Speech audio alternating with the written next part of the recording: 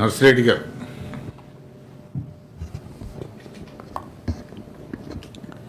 అధ్యక్ష, అవకాశం కల్పించినందుకు ధన్యవాదాలు తెలియజేస్తున్నాను.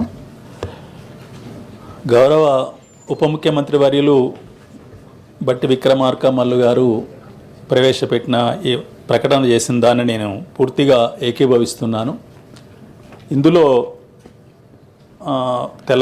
తెలుగు భాషలోని అతిశయోక్తులు కానీ లేదా అలంకారాలు కానీ లేకుండా తెలంగాణ తల్లిని ఎందుకు రూపొందించాము, ఎలా రూపొందించాము, ఏ భావం ఏ లక్ష్యంతో రూపొందించామనేది చాలా స్పష్టంగా చెప్పడం జరిగింది. కాబట్టి ఈ ప్రకటన నేను సంపూర్ణంగా ఆమోదిస్తున్నాను, మద్దతు తెలియజేస్తున్నాను. రెండవది, సమాజం చాలా సైన్స్ పరంగా అభివృద్ధి చెంది ముందుకు పోతుంది. అందరికీ సైన్స్ ఫలాలు అందుకునే మనం చాలా అభివృద్ధి పదంలో ఉన్నతమైన జీవితాన్ని, సౌకర్యవంతమైన జీవితాన్ని కొనసాగిస్తున్నాం. ఈ స్థితిలో మనము వాస్తవాలకు దగ్గరగా, వాస్తవాల్ని ప్రతిబింబించేదిగా విగ్రహాలు ఉండాలనేది నేను కోరుకుంటాను. 3 రోజుల క్రితం ఎప్పుడైతే అది సోషల్ మీడియాలో చూశానో చాలా స్పష్టంగా తెలంగాణ మహిళ కళ్ళ ముందు కనిపిస్తున్నట్టు ఆ విగ్రహం ఉంది. అందుకు నేను మనస్ఫూర్తిగా అభినందిస్తున్నాను. ఎందుకంటే కళలు లేదా లేనిది ఊహించుకొని లేని వాటిని ప్రతిష్ఠించడం కాదు.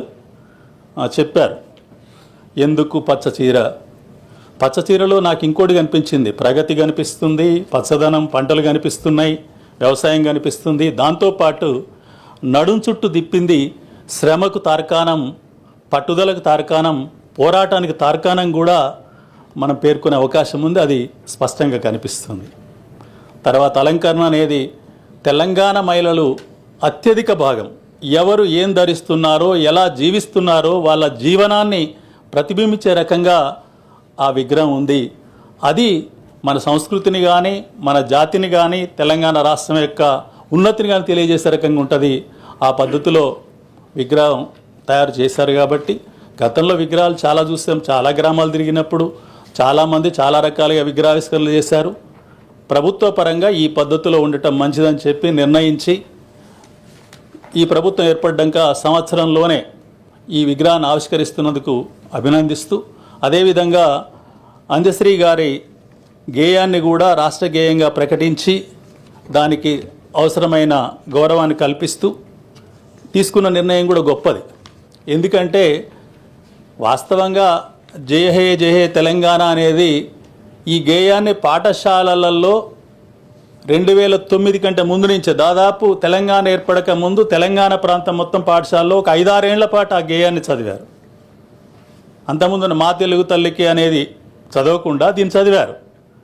కానీ చదివిన తర్వాత తెలంగాణ వచ్చిన తర్వాత మాత్రం దానికి ఎటువంటి అధికారత లేకుండా, ఏం పాడాలనో ఏం తెలియకుండా పాఠశాలలో ఒక అగమ్యమైన స్థితి పరిస్థితి ఏర్పడ్డది. దాన్ని నేను కొన్నిసార్లు ప్రస్తావించడం కూడా జరిగింది.